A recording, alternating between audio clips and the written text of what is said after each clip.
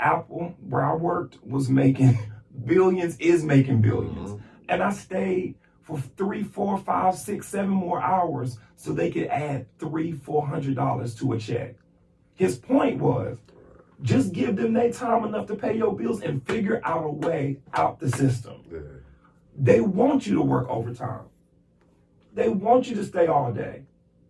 It ain't gonna matter how long you stay, it ain't gonna hurt their bottom line. Right. They want the job done. For real, and they want it done right, and they want it done for cheap.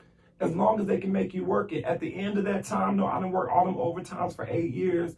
I hated that job. Because it is slavery. You still not making enough to get out of your system. Still not making enough to change nothing. And the world around you is just getting worse. Mm-hmm. You working all of this overtime, ripping and running, trying to pay a car note and the mortgage and all of this.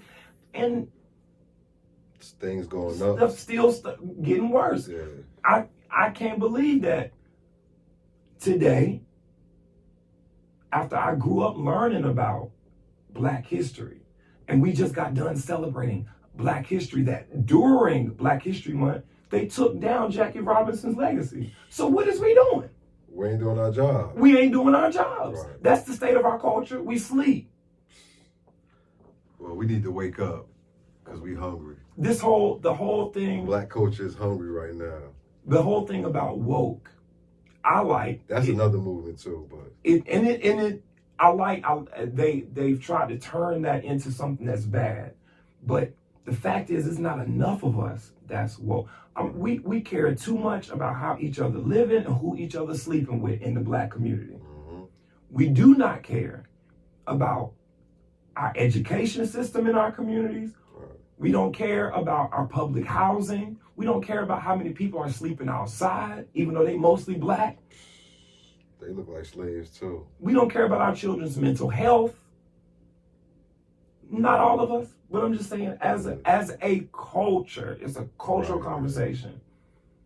We can, like you said, we can have a bunch of Juneteenth celebrations. That's great. The police is outside waiting to get you on a DUI. Like, real, yeah, great, turn up, Black people. Mm-hmm. Go down to the park and get drunk so we can run these numbers up at Juneteenth. Okay, great.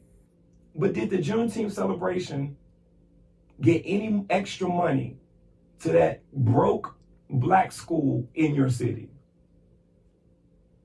Did it? Did it get anything accomplished? Did it get anything accomplished, or we just had a good time dancing? Cause that's fun. Right, we have a festival. We have a festival, that's fun. Let's walk around and buy some stuff from some vendors and spend money like we always do. But what changed? I'll tell you what changed. Jackie Robinson's legacy got taken down while we are here having a good time. That's the state of our culture. Yes, it is. And it's... Now, by some God grace,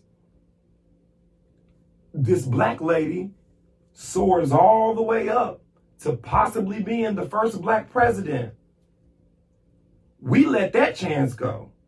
I don't care if it was Medea. I would have voted for it, but it would have been a better job than what Trump doing. I don't think, because you got to think about the whole vote. Like, you know what I mean?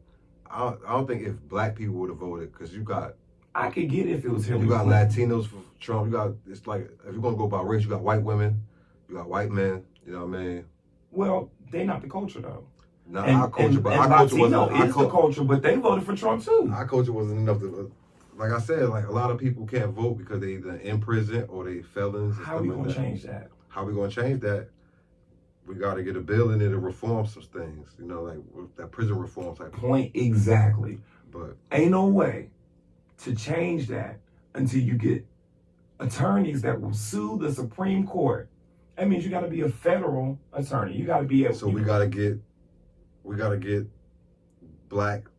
young Black people into school. It's like a trickle effect of how the state is. We got to take care of our schools. We got to educate our children, even if we got to educate them at home. And we got to remind them what slavery was. So Black pride should start at home. Absolutely. Definitely should start at home. It should start at home. It should start in your community. I'm telling you, these kids don't even understand. This is 6th grade, this girl. Right.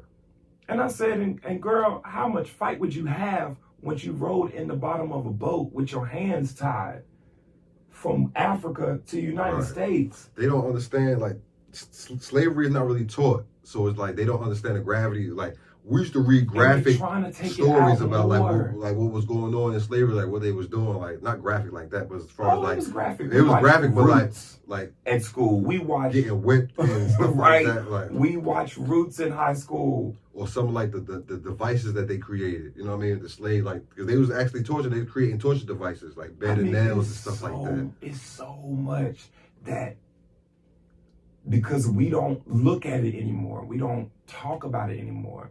People have forgotten it that quick. Mm-hmm. That quick.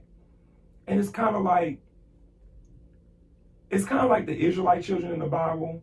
You know how like they would be good for a little while, and then God would be like, I just brought y'all out of captivity.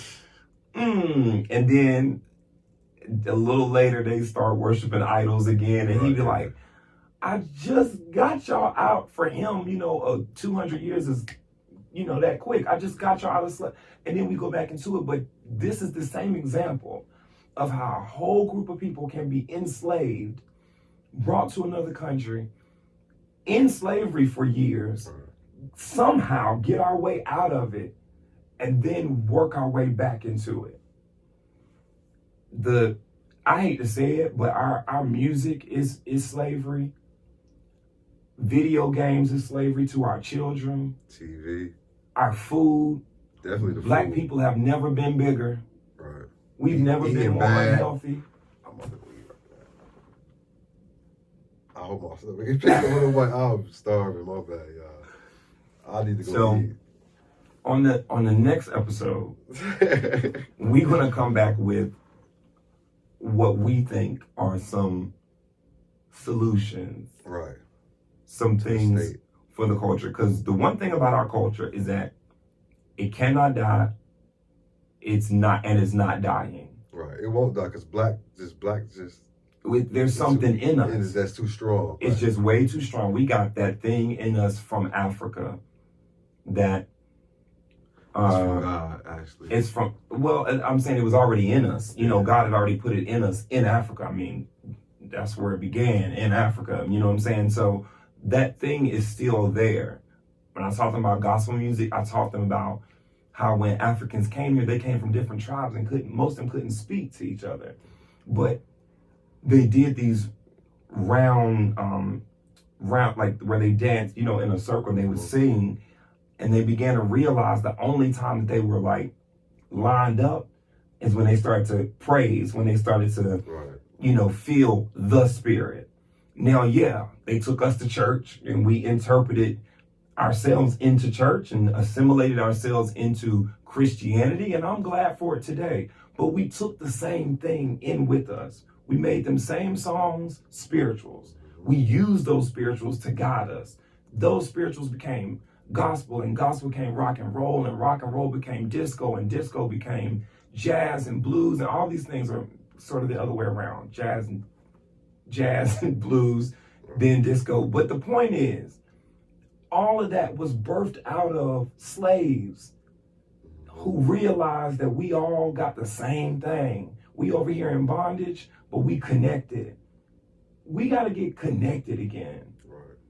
Not just like that kind of connection they had when they couldn't understand each other was just spiritual. We all black and we all in the same boat. Exactly. And they all realized we all slaves.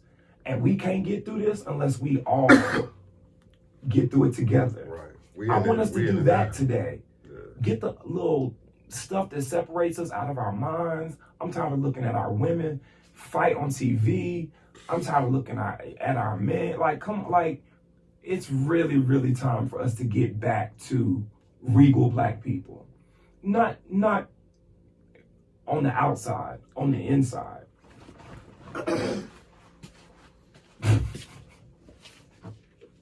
I think we got it.